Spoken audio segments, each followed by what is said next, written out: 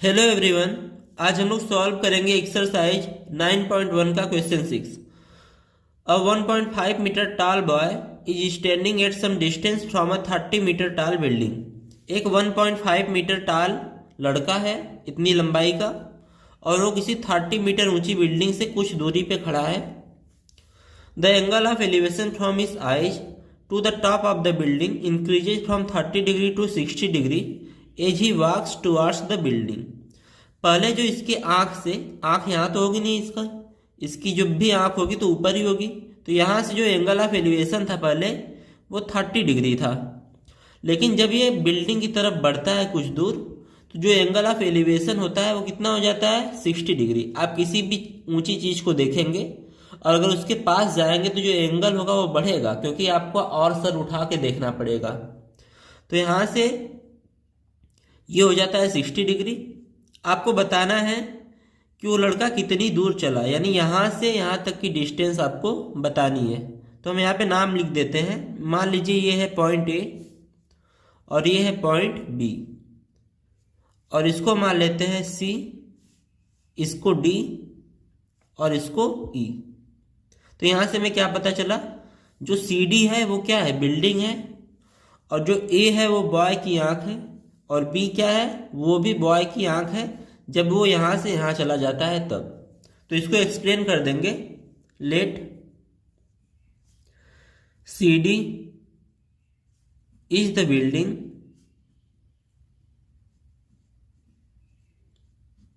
And A and B is are the position of the eyes. ठीक है, हम मान लेते हैं कि जो सी डी है वो बिल्डिंग है और जो ए और बी है वो लड़के के आंख की पोजीशन है। पहले वो ए पे था, उसके बाद आगे चला तो वो बी पे आ गया। अब यहाँ पे 30 बन रहा है, यहाँ पे 60 बन रहा है, और आपको फाइंड क्या करना है कि वो कितनी दूर चला, यानी ए से बी तक की डिस्टेंस फाइंड करनी है। अब यहाँ से ध्यान देंगे, यहाँ पे दो ट्रायंगल बन रहा है, एक ए सी ई बन रहा है, दूसरा बी सी ई बन रहा है। तो आप यहाँ से अगर बी ई की लेंथ निकाल लें और यहाँ से अगर ए ई की लेंथ निकाल लें, तो पूरे में से बी ई को माइनस कर देंगे तो ए बी का लेंथ निकल जाएगा। तो हम इन दोनों ट्रायंगल्स का यूज करके ए ई और बी ई की लेंथ फाइंड करेंगे, उसके बाद ए ई में से बी ई को माइनस कर देंगे। अब यहाँ से ध्यान देंगे, ये 1.5 मीटर टाल था, तो यहाँ आया तो भी 1.5 मीटर रहेगा, और अगर यहाँ पे पहुँच गया तो भी ये 1.5 मीटर रहेगा। तो ई से लेके डी तक की डिस्टेंस कितनी हो जाएगी, 1.5 मीटर। अब हमको देखिए सी डी की लेंथ दिया गया है, पूरा सी डी कितना है 30 मीटर है, और हमको चाहिए क्या ट्रायंगल के लिए, सी ई चाहिए। ठीक है, तो यहाँ से हम निकालते हैं इन फिगर में जो सी ई है वो किसके बराबर होगा। अगर हम लोग सी डी में से ई डी को माइनस कर दें तो हमें क्या मिल जाएगा, सी ई मिल जाएगा। तो इन दोनों की लेंथ कितनी है, सी डी की लेंथ है 30, माइनस करेंगे 1.5, तो हमें सी ई की वैल्यू मिल जाएगी। तो सी ई की वैल्यू हो जाएगी 28.5, यानी यहाँ से यहाँ तक की जो लेंथ है वो कितनी है, 28.5। अब यहां से हम निकालेंगे ए की लेंथ। तो नाउ ए के लिए कौन सा ट्रायंगल यूज करेंगे, ए सी ई।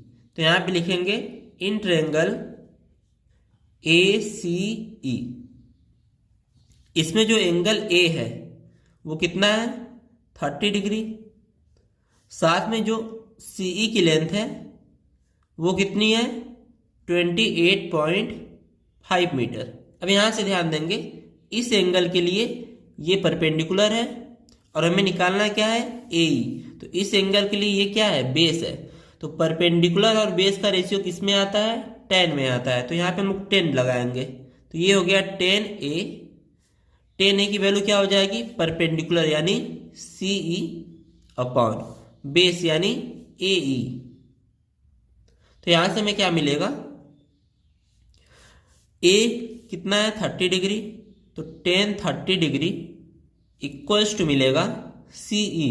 तो CE की लेंथ कितनी है 28.5 अपॉन AE की वैल्यू हमें निकालनी है, हमें पता नहीं है।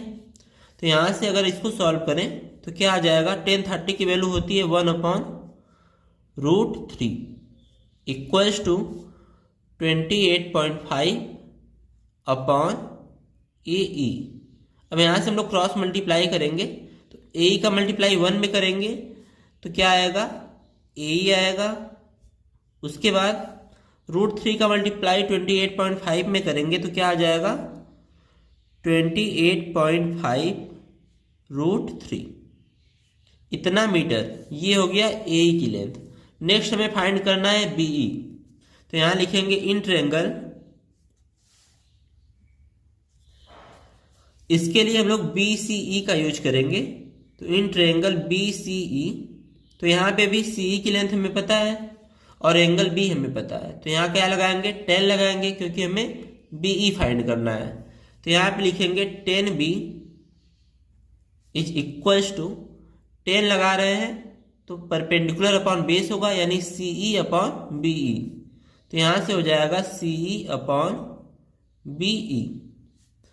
अब हमें एंगल पता है, एंगल B की वैल्यू है 60 डिग्री। साथ में CE की लेंथ पता है, CE की लेंथ है 28.5 मीटर अपॉन BE हमें फाइंड करना है। तो यहाँ पे वैल्यू पुट करेंगे 1060 की।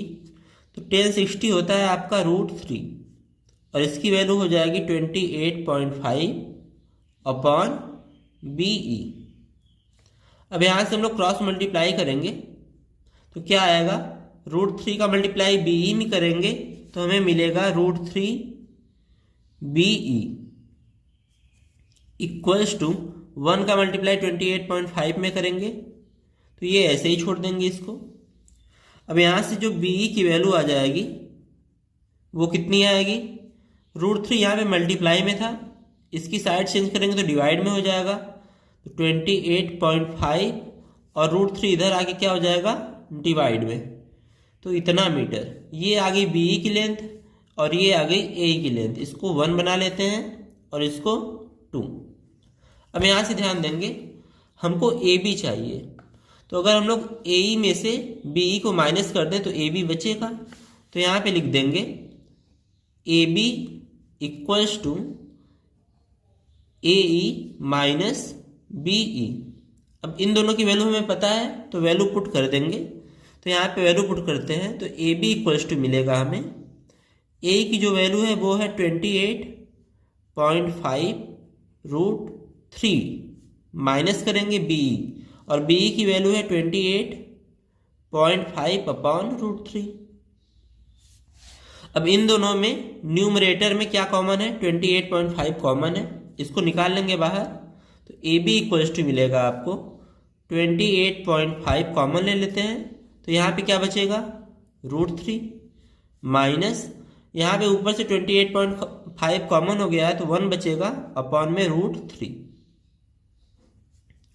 तो AB की वैल्यू आ जाएगी 28.5 इंटू, अब यहाँ से ध्यान देंगे √3 का मल्टीप्लाई √3 में करेंगे तो 3 हो जाएगा, फिर -1 अपॉन में रहेगा √3 इक्वल्स टू 28.5 इंटू 3 - 1 करने पे 2 आएगा अपॉन √3।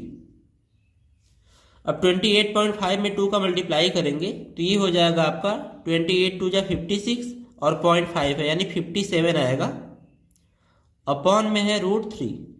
इसको रेशनलाइज करेंगे तो यहाँ पे √3 है तो √3 से हम लोग ऊपर नीचे मल्टीप्लाई करेंगे। AB की वैल्यू क्या आ जाएगी, फिर यहाँ पे देखिए ऊपर आएगा आपका 57√3 और नीचे √3 का 2 बार मल्टीप्लाई है तो रूट हट जाएगा और 3 आ जाएगा। तो 3 से ये कट रहा है 19 टाइम्स में तो AB की वैल्यू क्या आ जाएगी, AB इक्वल्स टू आ जाएगा 19√3 मीटर। आप यहाँ चाहें तो √3 की वैल्यू रख सकते हैं या फिर इसको ऐसे भी छोड़ सकते हैं। तो अब इसको क्वेश्चन में आपसे पूछा गया था कि कितना लेंथ वो ट्रैवल किया, तो यहाँ पे लिख देंगे देयरफॉर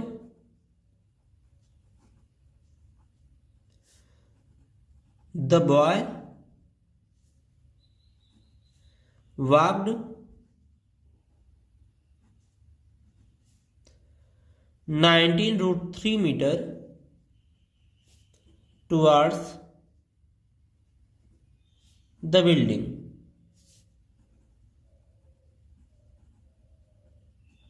ध्यान रहे, आप चाहे तो यहाँ पे √3 की वैल्यू भी पुट कर सकते हैं, तो ये हो जाएगा आपका 19 इंटू इसकी वैल्यू होती है 1.73 और इसको मल्टीप्लाई करके भी आप आंसर लिख सकते हैं।